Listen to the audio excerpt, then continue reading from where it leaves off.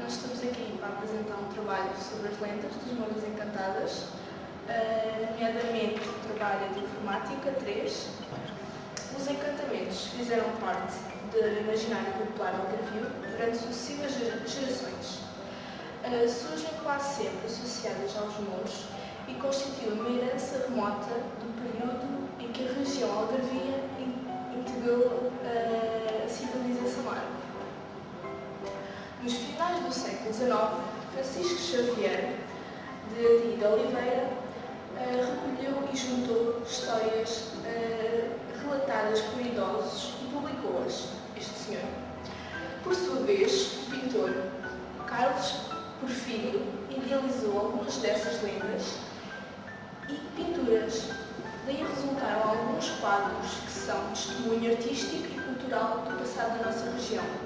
E hoje iremos falar dessas mesmas pinturas que relatam as lendas das Moras Encantadas, nomeadamente do Algarve.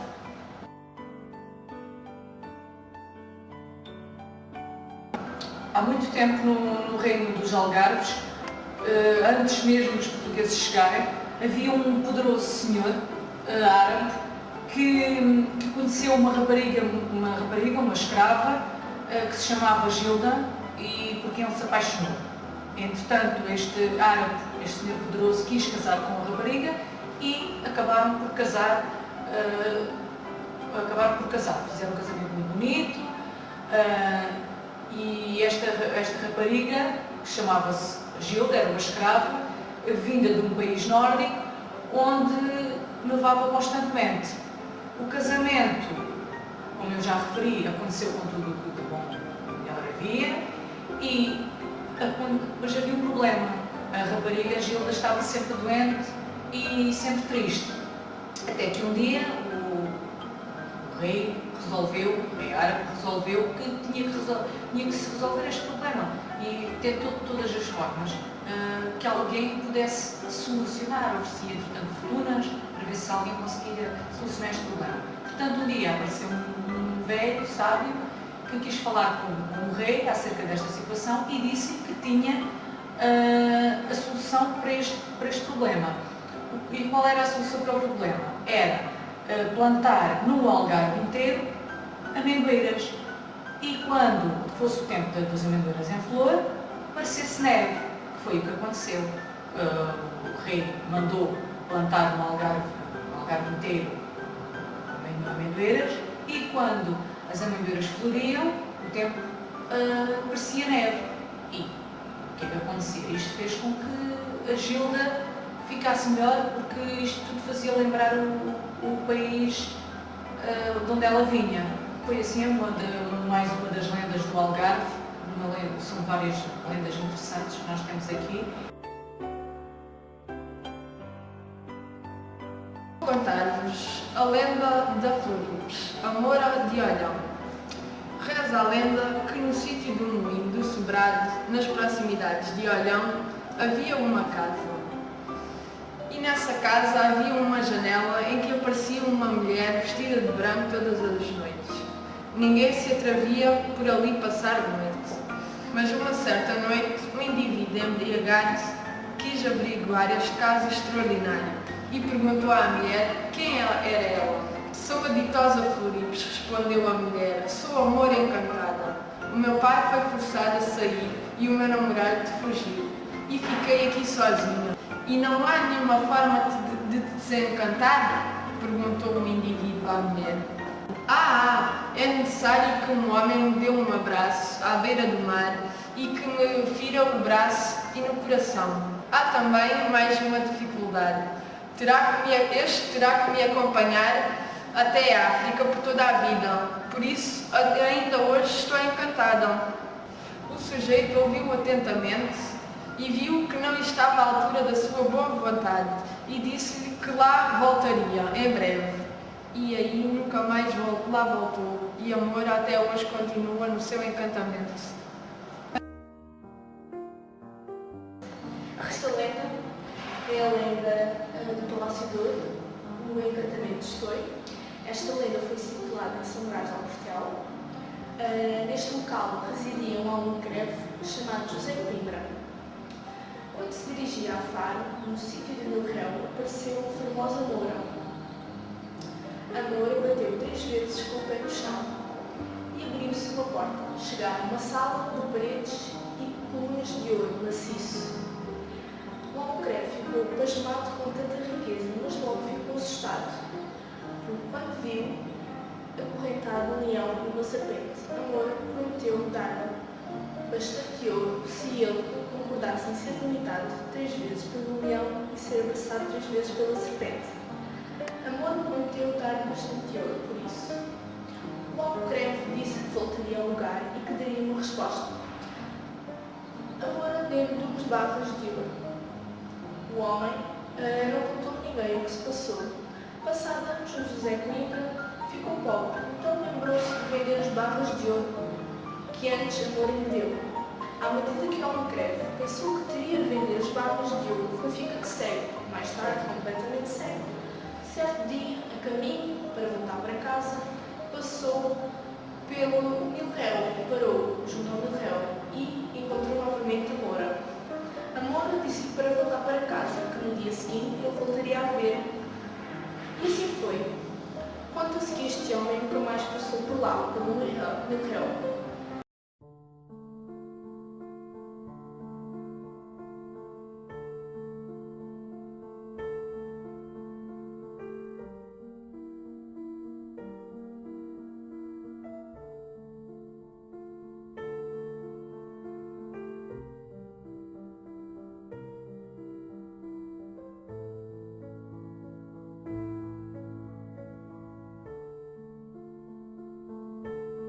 E então, o que fazia era, porque insistia em ser padre, celebrava um número mínimo de missas por ano para continuar a ser padre, mas não tinha paróquia.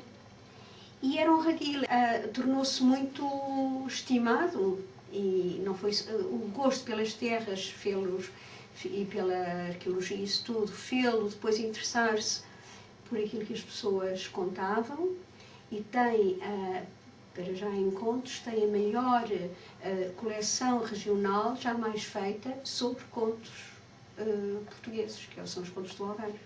E fez então esse livrinho que é das Mouras Encantadas e os Encantamentos do Algarve, que ainda hoje se lê, ainda hoje se reedita e que é muito, muito curioso, é muito interessante. E ele vai ter com as pessoas e conta histórias do que acontece com essas pessoas. Houve uma senhora que, em dada altura, lhe disse, ele pediu-lhe, mas conte-me lá a história dessa Moura de que está a falar. E a senhora disse, vê-se que o senhor não gosta nada delas, pois não? Oh, minha senhora, mas porquê? Então, porquê é que está a insistir em que eu fale sobre elas? Não sabe que lhes dobra o encanto. Portanto, estamos perante esta entrevista, ele dá esta entrevista e mostra-se bem que na altura as pessoas estavam profundamente convencidas desse outro plano de realidade em que as Mouras faziam parte. Tínhamos chegado a essa conclusão de que, ao falar-se sobre as Mouras, lendas, não é? Que vai dar mais encantamento, entre aspas, que ficam mais tempo encantadas. Isso, pois, hoje em dia não penso que haja muitas pessoas que tenham medo de falar disso, mas não se gosta de falar, por exemplo, do diabo, porque o diabo pode aparecer, não é? Pois. Coisas desse género. Mas aí até era por amor a elas, não se vai referir impunemente a essas criaturas quando elas estão... Claro. Nem se percebe muito bem o que é que está por trás disso, mas há um respeito. Porque, para com elas, que quem estava a pedir o Ataíde de Oliveira só estava a querer recolher coisas curiosas. A atitude da senhora era completamente diferente. Era de quem estava profundamente integrado nesse mundo em que se acreditava nesse outro extrato da realidade das Mouras, não é? Claro. E porquê que será que o Ataíde resolveu interiorizar estas lendas e querer falar sobre isto, querer escrever sobre... Porque estava muito interessado, essencialmente ele estava muito interessado no Algarve e em fazer valer o Algarve. O Algarve nessa altura era muito era muito como Marrocos, não é? E ele quis fazer valer toda a tradição algarvia. E, portanto, interessou-se pelas terras, começou-se a interessar pelas pessoas das terras, pela maneira como viviam, pelas histórias que contavam e via. Mas pronto, ia celebrando aquilo que necessitava de celebrar. Era uma pessoa muito curiosa para aquele tempo, Sim. um grande escândalo ao mesmo tempo, não é? Um padre que se assumia como padre, mas não era um republicano, e naquela altura ser republicano e ser padre era uma incongruência, não é? Entre dois tipos de narrativa lendárias. Existem as lendas, nas suas mais variadas formas. Existem essencialmente 4 tipos de lendas, que são as lendas históricas, as lendas do sobrenatural, as lendas sagradas e as lendas etiológicas. Mas este género de lendas nós chamamos fabulates. Isto é, são lendas que apesar de serem consideradas ou ligadas ao real, estão mais ou menos enquadradas com uma certa narrativa na terceira pessoa. Enquanto que existe um outro tipo de narrativas que nós chamamos memory, que está ligada à memória das pessoas e que essencialmente são experiências vividas. As mouras também têm um lado diabólico, até porque há muitas mouras que são metade mulher, metade cobra.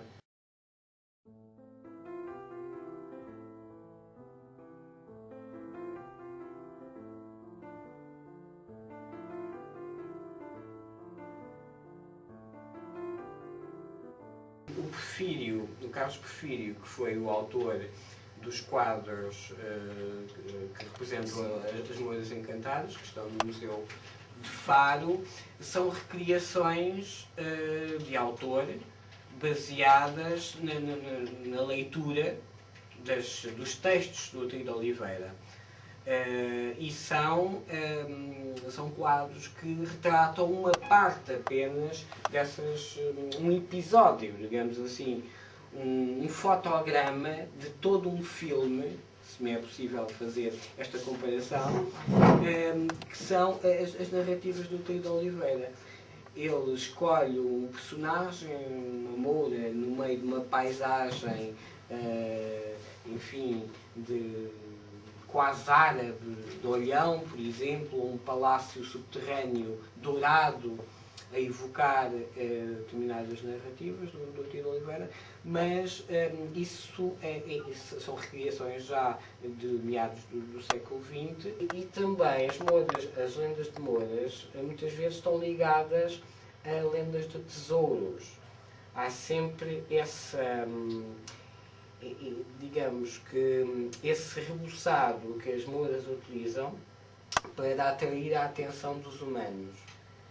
Mas ele imaginou, portanto, tornou, as lendas têm ligação à realidade. Claro. E ele ainda fez mais do que isso.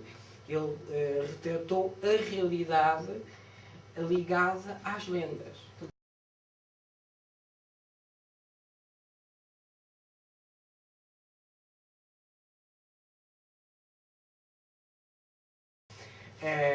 Também há outro tipo de lendas em que a moura aparece num determinado dia, normalmente véspera de São João, e encontra um homem, também de noite, e pede-lhe para a desencantar, pede-lhe um beijo.